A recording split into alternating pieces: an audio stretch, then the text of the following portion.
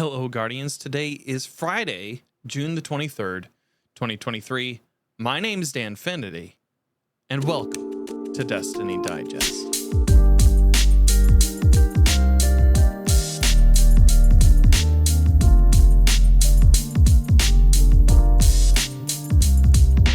Another slow week in the world of the news of Destiny 2, but don't fret. This week we have an interview with my friend and friend of the stream, Krausader, PvP guy, real level head. I think you're going to really enjoy this conversation.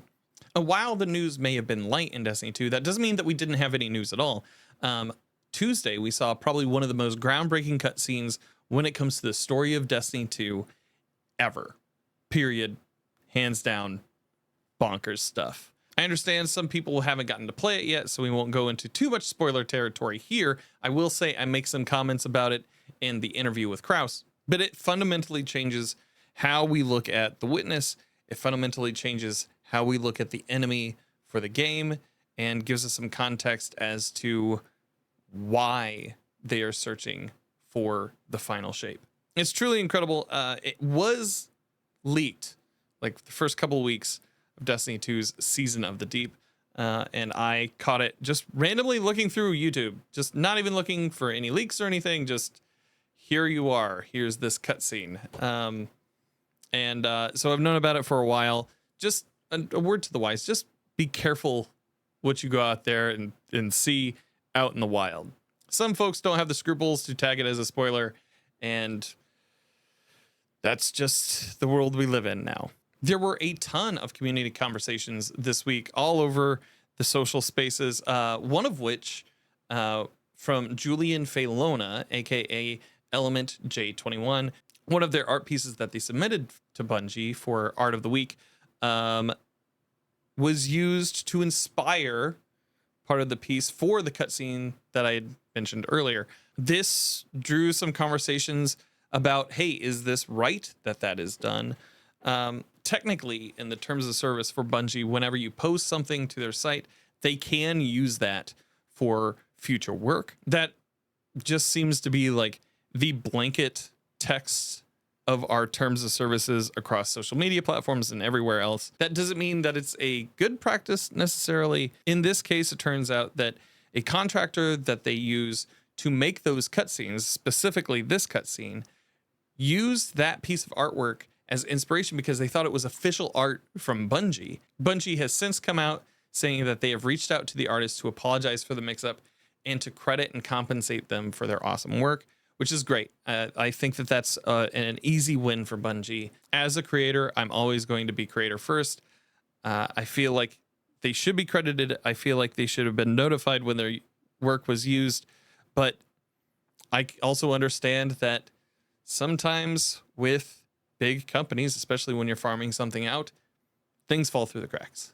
And I think it's a really good move, and I think that speaks to the character of some of the folks at Bungie to accredit and to compensate the artist. The piece looks awesome. The cutscene was awesome. I'm glad that it all worked out for the best. This week, we also saw a huge conversation evolving from Aztec Cross's video about monetization. That is one of the latest shot across the bow of monetization for Bungie. The video is a well thought out essay. It definitely conveys some of Aztec Cross's opinions about monetization in the game. It has had a tremendous amount of people view it. I do not agree with everything in that video. I think it's important to watch, so I'm going to include a link to it in the show notes. I think you should also view Datto's response to that video on monetization.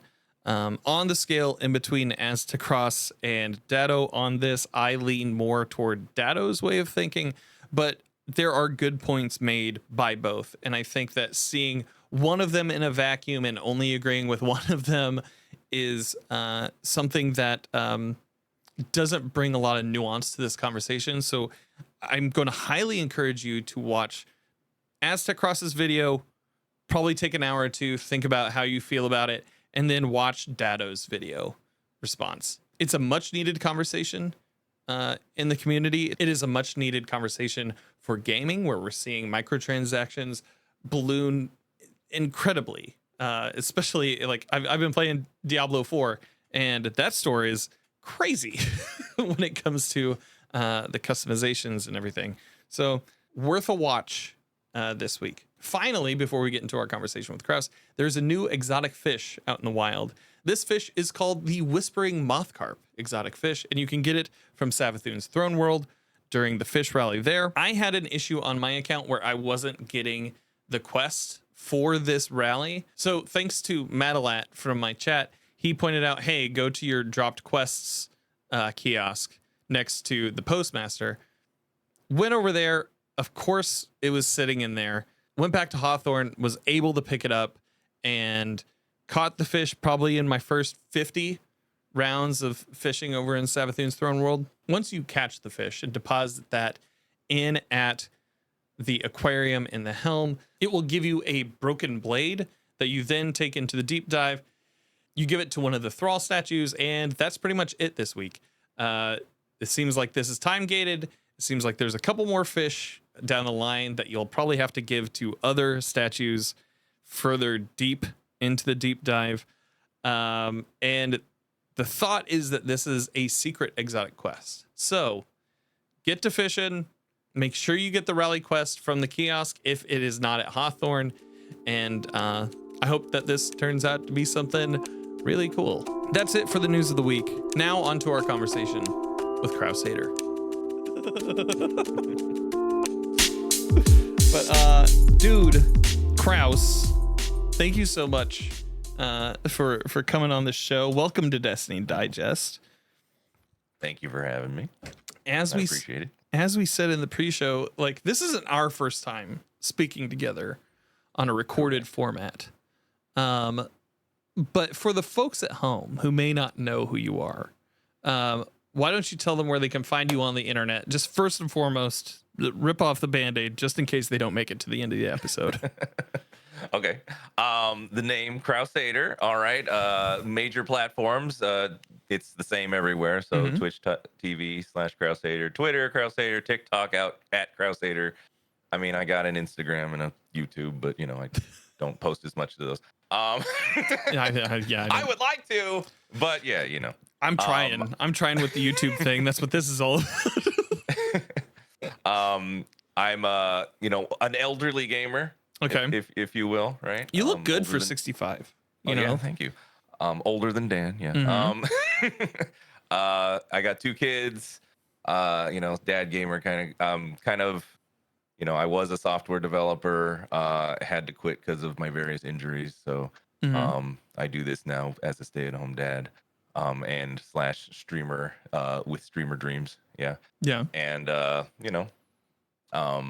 love the player versus player element of a lot of games. Started when COD took off and found my way into Destiny, and now it's trying to always improve and play that game and master the game, and things come to the game, master those things, and like I said, make your own fun and try to keep it positive, because it's really hard to navigate those waters, especially in the last week or so.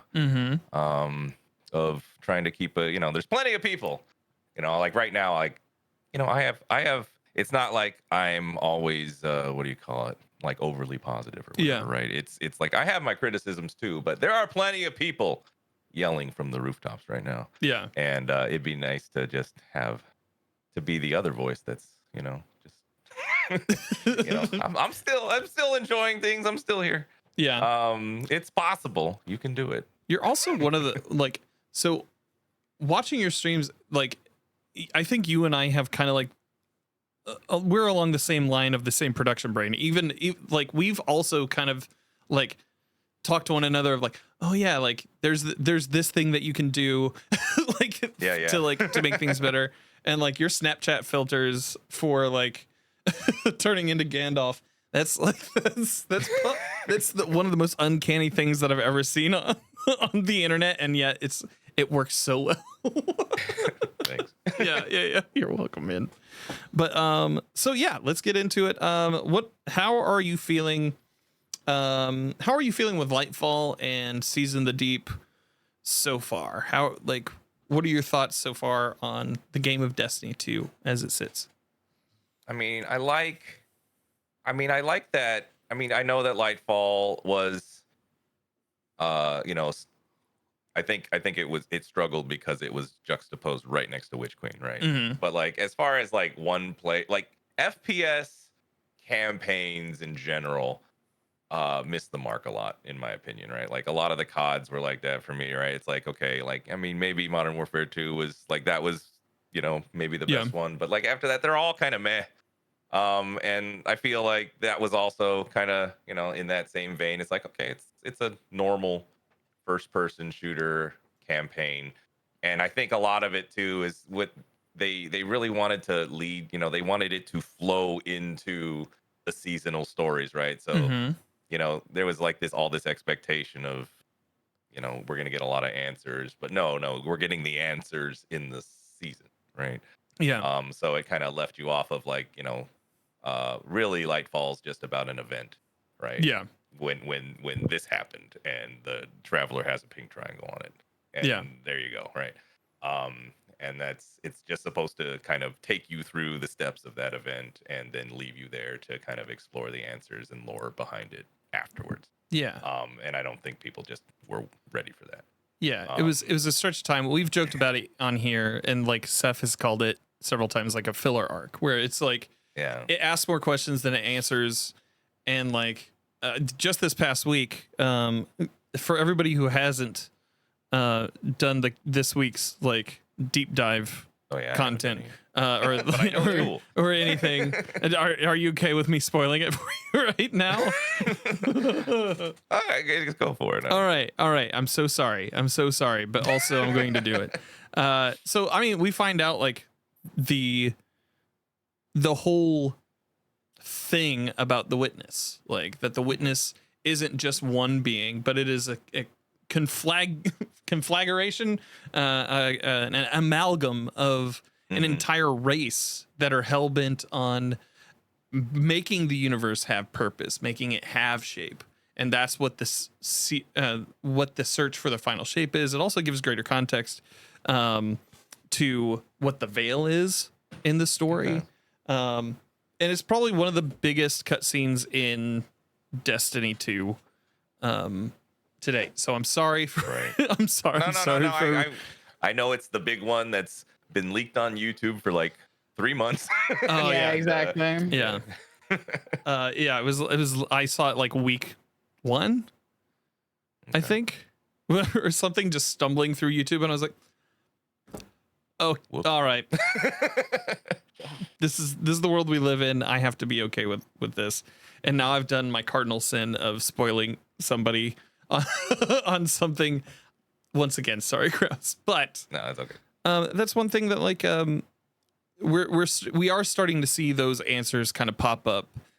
Yeah, well, they're tying up, right? They're tying up their story, right? So, they're gonna do. I mean, such a revelation. Like I've heard that criticism, right? Such a revelation, like today, like whatever Tuesday's cutscene is for a no announcement, no fanfare, week whatever 6 of the DLC that no one's paying attention to, kind of, and then it's like, oh shit, go play this week.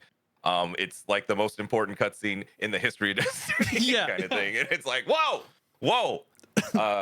It feels like that maybe could have been a little bit, Bungie being the kings of hype that they are, just kind of coming out of nowhere and being so important is kind of strange. I missed opportunity, maybe. Maybe I feel like in any other season, maybe this would have landed a little bit like better. Yeah, it probably would have landed a little bit better just because of like. I think you're right. People still being in the loop on things. I think this season there's a lot of people who are taking breaks from playing the game. Say what? There's a lot of apathy. There's a lot of apathy from like some part of the player base. Well, right. I would say the community more than the player base itself. Yeah. And so like it's like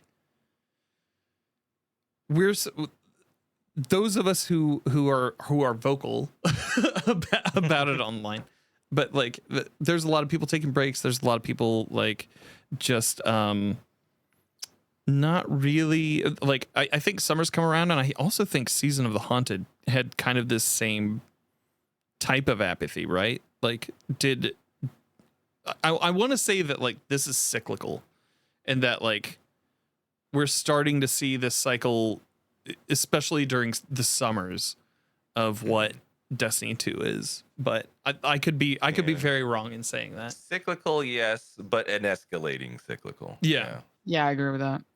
Yeah. Like it's spiraling a little higher. It's compounding every time. Yeah. Mm-hmm. I don't know. Maybe it's just people have more things to do. People are touching grass, and they're like, I don't have time for this. I mean, I always think it's interesting though, because I say this to my chat a lot, is that any franchise or property like this that lasts this long Mm-hmm. lasts in spite kind of its fan base, in a sense, right? Where angry fan bases will happen, especially for things that are around for a long time. I mean, look at the World of Warcraft community, or look at the Star Wars community, or look, right? Like Marvel. Right? There's going to be a lot of really passionate people that are vicious, right? And the fact that the franchise can survive when that community exists, and that community doesn't destroy it and chew it up and spit it out like it does with so many other properties, right? That's why it's a success, because it can take it, right? It has taken it. It has lasted 10 years being beaten on by, the franchise, as people over-identify with the property, right? And think it's theirs, and then think they know better about where it's supposed to go and what's supposed to happen. And when that doesn't happen, they rage. Like, it happens in every form of media. Music, they jump the shark and they don't play the same. I want to hear the same first 2 albums again, or Look, I mean, that's true for Weezer though. Like, come on, man. Oh my god. Like, come on. That's true for Weezer. Nobody cares. Anyways, but like, no, like I 100% get what you're saying there when it comes to like any media, any fandom, in particular. The big thing though, like with these franchises, you also have like generations of fans too, where like people come in at different points, and like they're like, oh well, this one meant a lot to me because of like this was my first like introduction to the opera that is Destiny 2 or anything like that. The generational thing is fascinating to me, because like the example that I like the best is Star Wars, because when you had the people who grew up on the original trilogy, then the prequels came out and those people hated it. Yeah. But then all the kids who grew up on it love it now. But now they hate the sequel trilogy. Yeah. Right. And probably in about 15 years, people will like the sequel trilogy. It's just going to happen again, right? Like, the people who grew up on that one and Rey, they're going to like it in the future, and we're going to get, it just keeps repeating itself. Because I saw that going like, wow, people, you actually like those prequel movies? Because I hate them. Yeah. But like, yeah, they do. Right. And, it's just happening again, right? And it's so interesting, because now you got Destiny. It's 10 years old almost, right? Yeah, you've got kids like that played it when they were 7 or 8 that are now adults, right? And it is going to be interesting to see, kind of how, these generations grow up, and it's a part of them, and the nostalgia that just, it's like defines them, right? Just like any popular music, right? It's like, this defines what I think as a good game, and the nostalgia is always, rose tinted colored glasses. People always tell me, go play D1. I'm like, no, 30 frames, man, my eyes. And there's no ledge grappling and all, like, there's so many quality of life improvements that have happened to Destiny, right? Like, you remember, like, you couldn't slide twice in a row and stuff like that, right? Like, I remember not being able to mantle onto something and just being like, well, there's an edge and I'm sliding off the side of it. Yep. Like, I think personally, there's in the greater gaming conversation, there's a conversation about 30 frames per second. I don't find it to be that bad. I think it's more once you've gone there. Yeah. Like, and you've seen the frames. Like, you know when they're gone. Oh, okay. So it's a greener pastures type deal. Yeah. Actually, I think it's more the FOV. Like, Yeah. you feel like you're just too close. Yeah. I think I would rather have FOV over frames if I'm being completely honest. Like a lot of people are making like people are going out to lunch on like Starfield being 30 frames per second on consoles. I mean, like I've played Prey. I played that. That's 30 frames per second. That's not that bad of a game. That's a pretty phenomenal game. I need to go back and try it out. I have played D1. Like there was that back. week where like Destiny 2 was down a lot, but Destiny 1 was still functioning. So we were going back and like it almost felt like a claymation shooter a little bit. And it was still fun, but it was like, what the hell is this? I'm a herky jerky man in this herky jerky world going around shooting the aliens. This is a good time. Well, it's good that people are still enjoying it because I think you put enough time in, right? Like, Yeah. You ever do that exercise of going and watching the shows that you grew up on? And you're like, oh my God, what a piece of shit this show is. Like, don't go do it. Don't watch He-Man again. I'm dating myself, but don't watch He-Man again. Don't watch Transformers again. Like, they're garbage. Yeah. They're garbage. Yeah. You grew up on it and surpassed it for a reason. Yes. Yes. Well, speaking of nostalgia, like the PvP sandbox, everybody like harkens back to like the 30th anniversary being kind of like a golden sandbox in the game. Right. How are you feeling? It was good. Yeah. How are you feeling? I mean, 30th anniversary was good, but yeah, it's how am I feeling about it? I try to remember back to what was happening on 30th anniversary, and while people were happy, and people like it was I think again it benefited from being juxtaposed with a lot of bad seasons next to it, right? And then I don't remember everyone saying I remember people complaining still, right? Like, why haven't they fixed this? Why haven't they fixed that? I think Laura Lee's popped up around then, there's stuff like that happening, right? So people like to remember some of the things fondly. Like, it's more like people never enjoy it as it's happening. Right. We look back on it and be like, wow, those were the good times. It's like, but you weren't enjoying them then as the good times. You're looking back now and saying that they were, but you were angry as shit. You hated the good times. Yeah. So, I mean, I agree that was a really good time, but I like what I've liked in this last season is that the mod system, like the kind of consolidation, right? Like I like how it is more MMO-y than ever, right? As far as the builds go, like for PvE and stuff. And I like how they made it so that in PvP you can use everything, right? Like, and it's not going to, with a couple things like collective action or whatever, like it doesn't break usually anything. They got with that program, at least with like, okay, you can give 10% damage buffs, but nothing over that. So you can't two tap everybody, but so I feel like they got their rules right, but it's kind of like you're always on to the next thing to complain about kind of thing. Cause the whole two tapping problems or, one banging someone is like, it was more the topic of heated discussion 6-9 months ago. Yeah. And now they've got it right, but now we're mad about something else. So,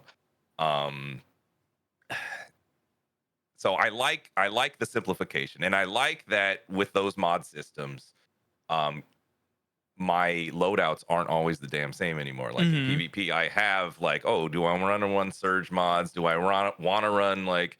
It does make like switching weapon types, like you have to think differently, right? Because you're like, okay, I'm going to use a strand weapon and a arc weapon, and now I've got to change all my targeting mods and things like that. But that kind of sucks.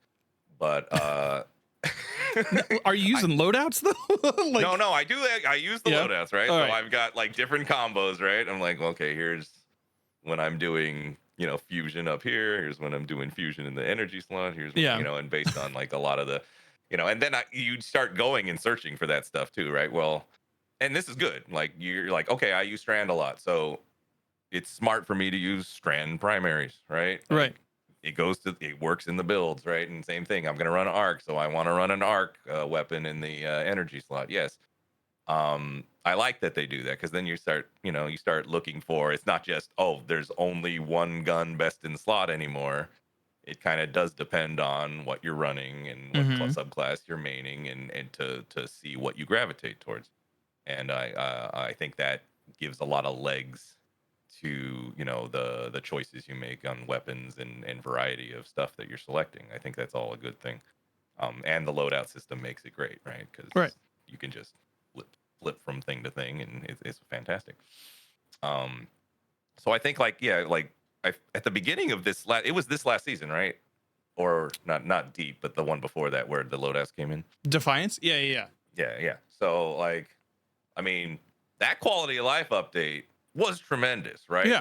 The game, I mean, I've seen a couple takes where, people are angry, but a couple of takes about, PvE was supposed to get better and it's not. I'm like, no, it did. It did. It got a lot better, and I think the quality of life stuff that, they throw in there, it is better, but, I don't know, it just, with a big company and, and communicating and trying, I always imagine the person who does the TWAB having to send an email at the beginning of Monday, and being like, all right, every team, is CCing 30 different teams or something. What do you want me to talk about this week? And then does it have to be me? Information. Does it have to be me this week? Can it be somebody else? Hey, Sandbox team hasn't answered my email yet again, and it's Wednesday. Just normal big company bullshit things, because I have worked in the software, so I understand a lot of these big software difficulties of communication, because it's always one of those things, when you throw hundreds of people together, having done it, it's amazing you get anything out at all. It's really that ridiculous sometimes when you're talking between teams. It's okay, what's your interface for this? Well, it's this. Okay. Bo, you didn't say it was void, and then the other team gets mad at the other team, and there's just so many points of failure, when you're dealing with people, just talking to people, right? So it's I feel bad because I have that perspective. I feel bad for Bungie. They take this this stance to be really open with their community and have these community managers that win all these awards, and right, because they're really good at interfacing and touching base, and do it every week and are active on Twitter. This it's all really good, but double-edged sword. There's a reason why most companies don't do it, right? Yeah, because then you incur the wrath of, but you said, but they said, but in 12 number 362 you said exactly, and I quote, and they hit you with all the, gotcha, I gotcha moments. And, it's really hard to manage. And, now with the whole unveiling of, what's next with Marathon, I'll be honest with you, as a PvP main, and I'm usually hey, make your own fun. PvP's in a weird state. I'm gonna learn Strand, right? Strand came in the game. Strand is great on Hunter. I was I'm gonna learn the crap out of this because there's such a high skill ceiling. There's just so many nuances to it. The super feels like it sucks. It doesn't suck. It's really good. It's fun. It's really good if you know how to use it right? We were so hold on. So we ran the 2 Strand Hunters and 1 Strand Titan in the GM this week. And ran that in under 20 minutes, just stringing suspending people everything, and it's wrecking GM. Completely free right now. But continue. Sorry. Where was I going? You were saying that Strand is very, very strong, and that there was a high skill gap in right, PvP. Right. So, but and so that's how I, I'm always trying to get better. I throw myself into trials, right? I'm looking at my, it's hard when they mess with skill-based matchmaking, but to kind of gauge your performance over the seasons and seeing if you're getting better, that keeps me going. I go against, I do my customs and stuff with people that are better than me all the time, and see how I perform against them from week to week. So I'm always trying to like improve and get better and learn the really gritty, nitty gritty details of the ins and outs of the classes and stuff to get better. Because it's like I know that I'm older, right? My reaction time isn't an 18-year-old's, right? Right. So I gotta have a deeper understanding and outthink people and stuff like that. So I come from that angle. And you were also pointing at marathon as part of that. Right. So marathon. So like, I usually am finding the silver lining a lot to keep myself going and interested. But like I will be totally honest with marathon when they said, I watched the Vidoc and they said that this PvP, it is so important for us to make sure it's fair, to make sure that we have the best connections and the best servers, right? Or what something paraphrasing, but yeah, right. And so we're gonna have dedicated servers, and they said all this stuff. I was like, that hurts. Okay. That one hurt because this whole time, like, and I like what some people have been saying, like, it's like we've always had the copium, like the PvP's always had, the community's always had the copium of, well, maybe, right, there's hope, right, because you don't know what they're doing next. Now, like, oh, maybe they just excuse, right? And then now it's no, they have been working on marathon. Yeah. They are going to give it all this stuff. And I don't know, it felt a little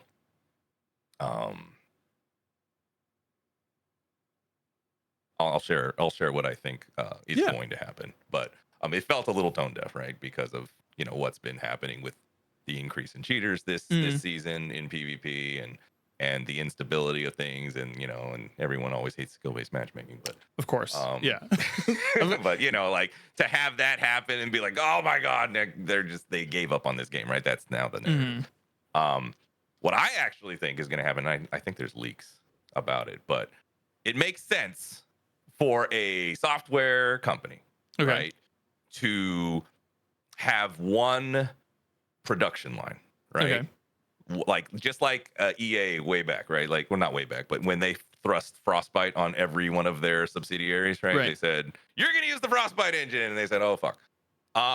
But it makes sense for them to do that. So whatever they said about what Marathon's going to run, the updated Tiger engine, the dedicated servers, like this is the backbone of how Marathon's going to run. It makes sense that whatever next Destiny is going to happen is going to run on the same thing. Okay. Right. Like it's for them to say, okay, well, the updated Tiger engine, whatever after the final shape, Destiny is going to run on that. That next Destiny is going to have, dedicated servers. It's going to have all the same stuff that Marathon does because they want the same pipeline so that the people inside their studio can move between projects and not have to relearn everything, right? Over and over again. Right. And I think that, what we're seeing is, because I don't know how long Marathon's been working on, but, whenever you're on like a new program or a new software program, right? Like, you've got the people maintaining the old stuff and the new people working on the new stuff. And, I'm sure lots of the decisions that are made, like you'll be sitting in a meeting and somebody will say, hey, can you fix, X and Y? It's broken as shit. And they'll be like, well, that's going to take me like 2 months to fix that, right? But in the new engine, it's already fixed. Yeah. Right. And they'll be like, do I have to? Right. There'll be pushback, right, from that team to say, no. Come on. Like, can we just push that off? Because that's not an issue in the new engine, and plus, if we do fix it, it might break 5 other systems. Right? Yeah. Something that like, we, at the time of this recording, there's been a couple of videos that have come out, particularly around microtransactions and like with Asta Crosstalk and like kind of firing the latest shot across the bow of microtransactions, specifically bringing up PvP kind of languishing, not having maps, not really adding any new modes outside of, like they've added Eruption and a couple of others into Destiny 2, primarily for like Iron Banner purposes, but the PvP community hasn't really gotten a lot of maps. I just got done, but prior to our conversation, I just got done with the Datto video where during that portion where he's reacting to to those sentiments. He's talking about like them probably not throwing money at something that's not making them money. And like that was something that like hit my ears. Not funny, but it made sense in a lot of ways. I'm a PvE player. I don't hop into a lot of PvP activities. I know in times where the game has been super dire, when it's needed an influx of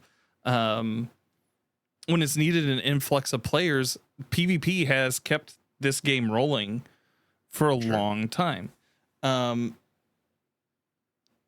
Do you think that part of that is like of them not touching PvP in Destiny 2 as much is that kind of like sunk cost fallacy thing? It's like, well, we just keep throwing money at it and they just keep getting angrier. So like, well, maybe I mean, I do look at the example of Rift, right? Mm-hmm. Like they were like, we need more modes. Yeah. Right. That was a big feedback point. Right. And then they go, okay, let's bring Rift back. Yeah, let's bring Rift back. And now what's Rift, right? Like, get it out. People are dodging. Yeah, people are dodging it like the plague. Get it out of this mode. It should have never been a mode. Like, I hear all sorts of like, this was a dumb idea to bring it back. And you're just like, can you imagine the Rift team? See, like, I know that a lot of times I have an identification with the software devs, but like, and you know, so I don't. I'm not trying to defend what they've done as right, but it's more that I get it. You know what I mean? Like, I understand why it happened, kind of thing, right? And it's kind of hard in that sense where it's like, well, I know why this decision was made. Like, can you imagine working on bringing Rift back, right, for like 6 months, and then just getting punched in the groin later when nobody wants to play it, right? Like, we spent, you know, and then they're going in there thinking like, we spent this amount of money and this amount of dev time and this many hours developing a mode that nobody wants. Yeah. You know, and what are the chances that the next mode that we try to do suffers the same fate? You know, everyone just wants control. Well, but I feel like Supremacy is a game mode that like people ask for, and that that has been like when it hasn't been giving people you know, super when it hasn't been giving people super people have been enjoying it, but like I feel like that's one of the successes of PvP as somebody from the outside. But you're somebody who's like in the thick of it. Like Supremacy landed, but like some of me thinks that, okay, well, I have to question based on history, like the legs of it, right? Because I feel like Eruption, when it first came out, people loved it. Yeah. Right. And then now people are like, can I just have they don't, you know. Especially with skill-based matchmaking coming back to Iron Banner, it made Eruption way harder too. I think that's the biggest issue is a lot of these game modes are now quote unquote affected by skill-based, where when there wasn't skill-based, they were actually pretty fun to play, pretty fun to do.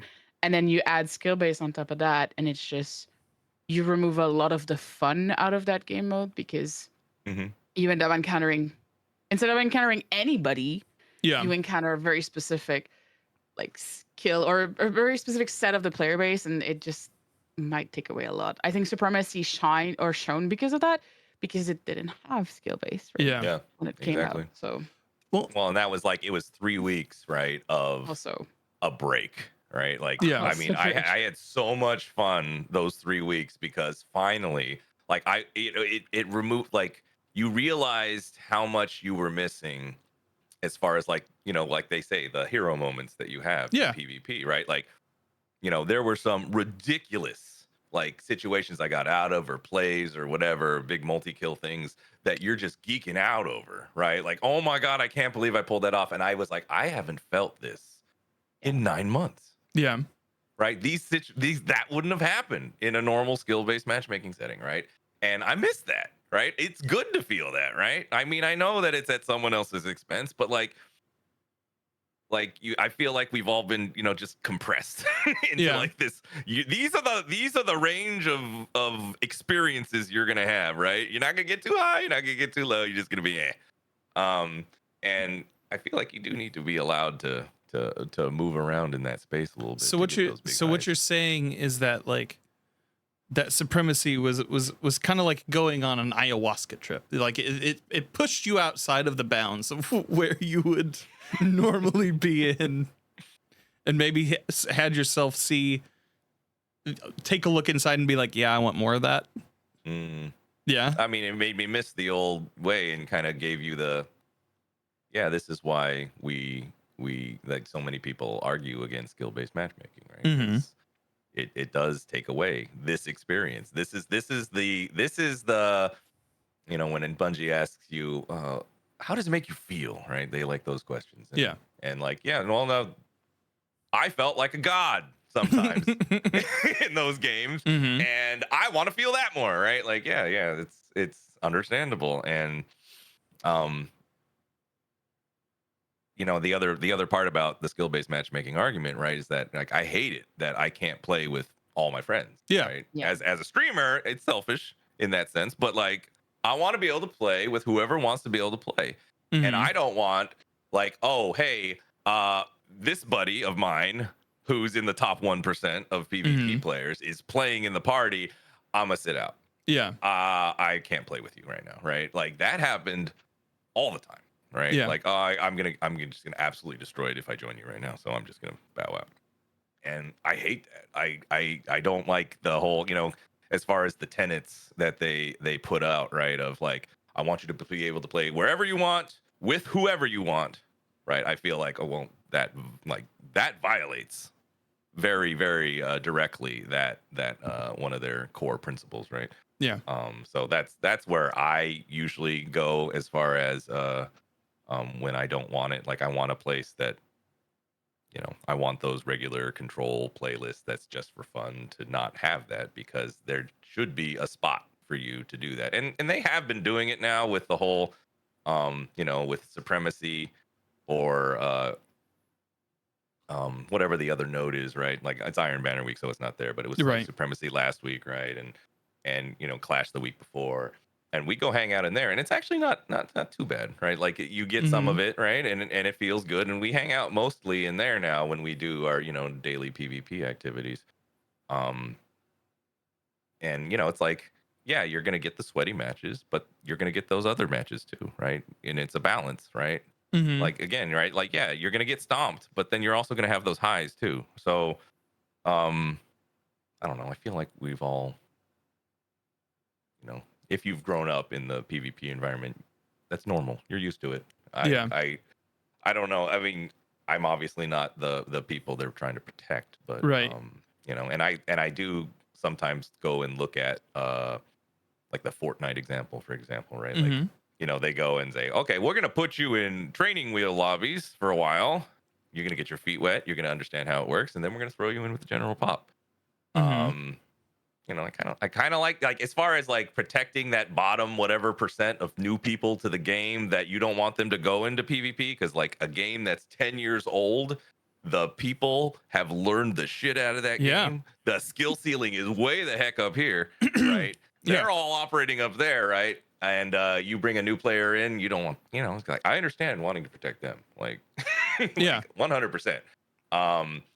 But maybe that's only the bottom whatever percentage, or maybe you protect them for a certain period of time. I'm not sure, right? But doing it across the board, I know it's a probably a not gonna happen battle, but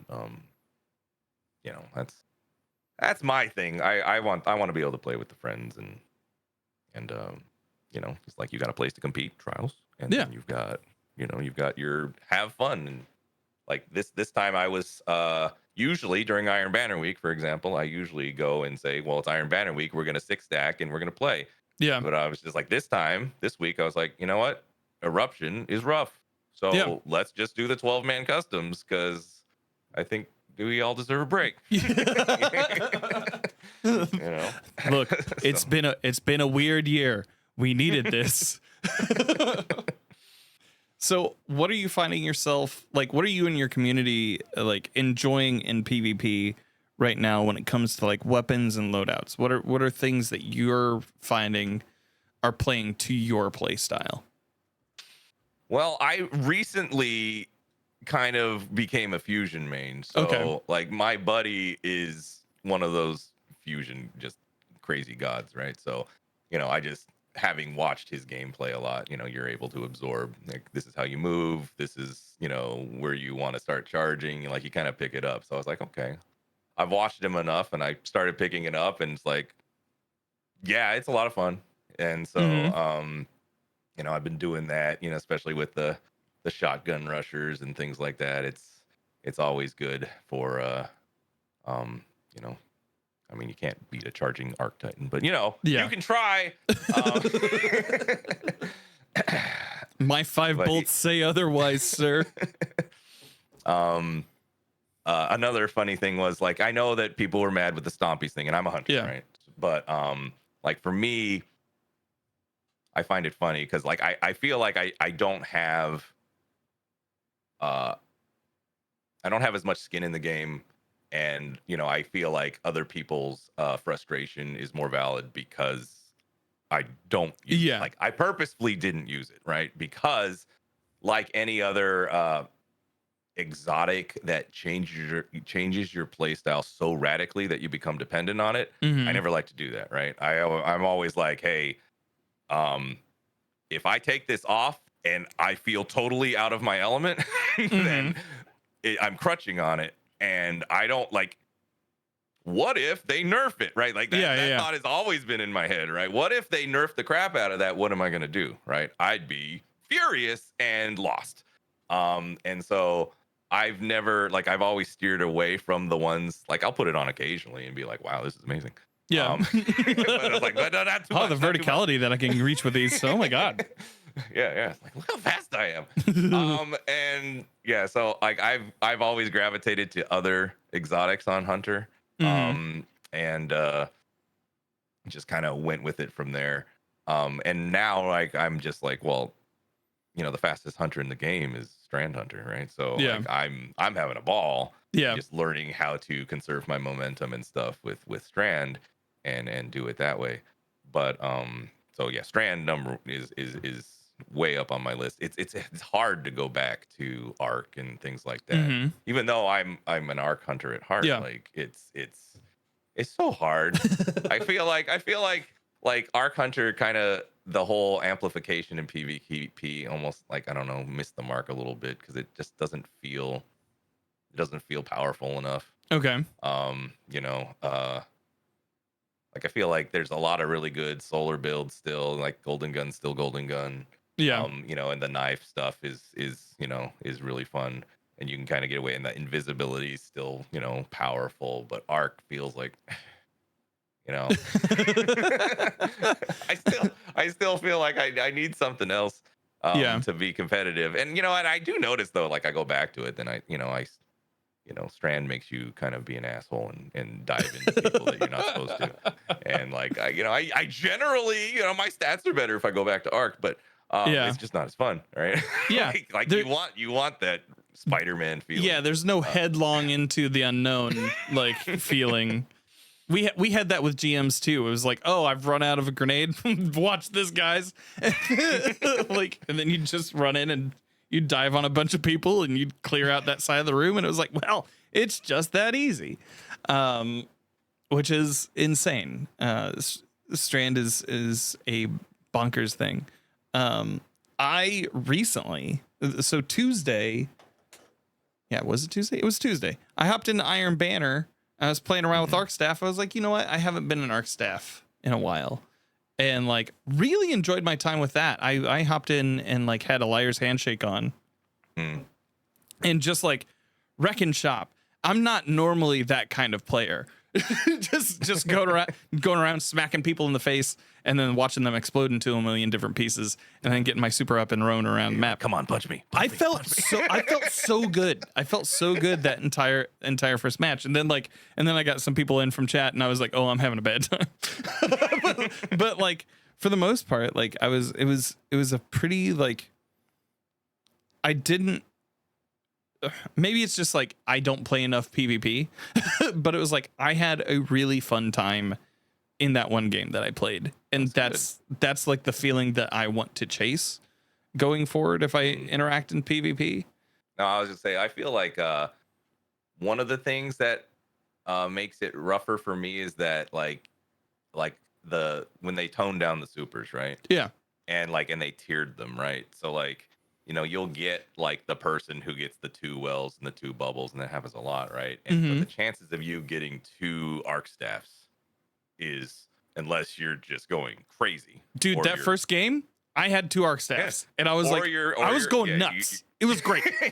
You got to be playing you got to be putting that, almost 40 bomb up if you're going to be doing that. But those games don't happen all the time, especially with skill-based matchmaking. Yeah. So you're going to get that one, right? And with those roaming supers, I don't know, I feel like the roaming supers being at tier 5 and being like as long as it takes to get them, and then the fact that they can be just shut down and you got nothing, right? Yeah, that is a feel bad moment kind of thing. Like I would almost say either compress them a little bit, like make them closer to the other supers, or build into it where like if you get shut down in a roaming super, like you get to keep some of the energy. If it's short and I didn't kill anybody, put me at half, so at least I can try again, right? Get a little bit of that bad out, because arc staff is like one of the, I think it is in the slowest tier, right? Charging super, and you're only gonna get one, and you slide in, and then you just get Nova, and you're like, okay, well, that's that for that one. My favorite part of the class. I don't get to use it for this game. Maybe in the next 15 minutes, it'll turn out different, right?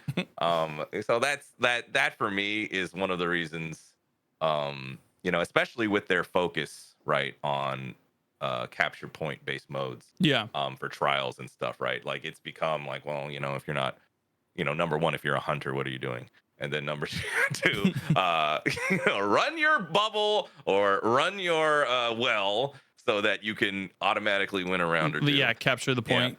Yeah, right, capture that point and win the round. It's, now that trials is always that, right? Now it's like, totally in your face with that.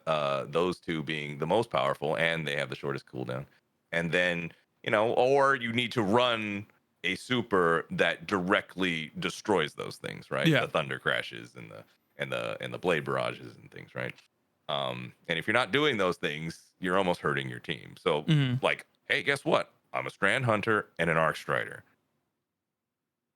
Both are not advised, right? About 80% of the time, I don't even get to my super in a trial smash. And I'm not bad at the game either. Like it just doesn't happen. Like if it does happen, it's because we went to round 9. We're in the last round. And, Guys, I got it. Guys, I got it. Here it comes. Nova Bomb. Yeah, and so that's tough, right? Because it feels like those there's a big chunk game space, right, of the build space that is totally omitted from the highest end game PvP, which is that doesn't feel right, at least to me. So I'd like something like that where something gets compressed, and especially with the value of those supers being what they are in objective based modes. It feels like something should be done there, but they haven't mentioned it in so long that maybe it's not on the radar. I have no idea. So I think this will be like the final question of the night. Okay, you get invited to Bungie. All right, you're invited to Bungie, and they're like, "Hey, you know what? This room right here, this is where all the knobs are. This is where all the switches are. Okay, this wall over here, all of these knobs and switches. These are for PvP. These are for PvP right here. You get to crank one up, just one on their watch, as they kind of chuckle to themselves. Which one is it?" I think it's the skill-based matchmaking. Turn it off. Yeah. I think it's, at this point, like, everyone is so angry, right, that even if you do make a couple of concessions, like, I don't think you win them over. It's almost like you need to give in. At this point, like to actually have a change at this moment. Maybe they'll cool off. Who knows? So do you just break off the knob? Is that what you do? You like turn it off and then break off the knob, and then you take that with you? Kind of. I mean, as long as there's a mode, like, right, like comp is that kind of. I had someone come into chat the other day and was like, "Hey, I went into comp and I had a much better time." And they're on the lower end of the skill bracket. I'm like, "Yeah, that's actually where you're supposed to go." Right? Because that's where you will learn, right? You're going to be in your bronze matches, and yeah, you're going to learn how to be a better player in there. And then when you come and play with us next time, you'll have a better time, right? That's actually where you're supposed to go. So as long as there's a place for the, people to go and there's some protection, like, yeah, I feel like that is more the big thing. I think the supremacy experiment during Guardian games was a big testament to that. And I think that, a reason why people are as angry as they are now is because it's gone. Yeah. We had to go back to the other thing, and Marathon was announced. So, yeah, I mean, I get it, but I also understand, like, sometimes, like, I think there is a high chance, if my whole production line thing, if that's what they're trying to do, and and as a tech guy, yeah, that is the smart thing to do for them. That maybe they're going to announce it in August during that after final shape little showcase that they're doing, right? And then they're going to say all the things like, "Hey, it's going to run. We're going to have dedicated servers in the next Destiny." They're going to say that, and everyone's going to go like, "It doesn't land now, right?" Like, we got too mad, right? Like, it's like the PR marketing and the community management are doing this, right? Yeah. And like, no, we have to have a big event and raise the hype there. It's like, but if we don't say anything and we announce Marathon and then wait 3 months, they're gonna melt down, right? Like, no, we're having our event, right? Like, so it's possible, and and I say it because Bungie's done it before, right? They've done it where it's like, well, if you would have announced this, because I know it was in development, if you would have announced like the whole Twilight Garrison debacle thing, right? Where there's like, that is never coming back, and then they ran the guy off Twitter like a freaking mob. But there was movement stuff, right? Like you have the ability to I feel like they have the ability to short circuit some of the bombs sometimes, but there's a PR, like, their whatever advertising, their PR team. It's a business thing rather than the business gets in the way of short circuiting the problem, and then you're probably you probably have the community managers kind of just going, like, shaking their heads going, "Oh my god, the next couple months are going to be rough." Like, they know it, it's coming, right? They know that they're going to have to be like the Leonidas in 300 and just be failing stuff and this is how it is right now. This is how it is for the next couple come months. Come at me. Yeah. Well, dude, thank you so much for coming on. Where can people find you on the internet, good sir? Again, doing proper branding practices. It's Krausader everywhere. So, look, some of us can't do that, Kraus. Some of us can't. I mean, yeah, I get it. So certain things happen, like, right, like Kick, right, shows up. Oh, I got that. Immediately grab it, right? I got it immediately. I'll never go there, but I got it immediately. Exactly. Yeah, you go and you some new platform pops up, hover, where'd that go? Yeah. But like, I got my handle there, and I'm not like, and I consider myself lucky because I'm not known enough that some asshole's gonna go grab it before I can go grab it, right? Yeah. Don't do it. I was lucky that I got it on Discord. I was like, that 17-year-old girl's gonna come in and swoop it out from under me. I just know. But on Twitch TV, stream on all every weekday, pretty much, Monday through Friday. And then Twitter, where you'll see all my schedules, at Krausader there. And then TikTok, I try to do my dangest over there to, I'm trying to stream. And then also doing the 2 or 3 posts a week or whatever it is, to keep things moving over there and meet new people. So those are the main ones, at Krausader on all those. And My name's Danfinity. You can find me on Twitter and Instagram and the TikTok at Danfinity, where the eyes are L's. You can also find me on Twitch 4 days a week, helping Guardians with in-game activities in Destiny 2. If you'd like to support the show, remember to rate and review on your podcast platform of choice. Anything you say helps us in the algorithm. Also, if you'd like to give a few bucks a month, you can head on over to my Discord channels, my Twitch. You can head on over to coffee.com/Danfinity. That is ko-fi.com/Danfinity. Give a few bucks a month, help keep the lights on. I appreciate you.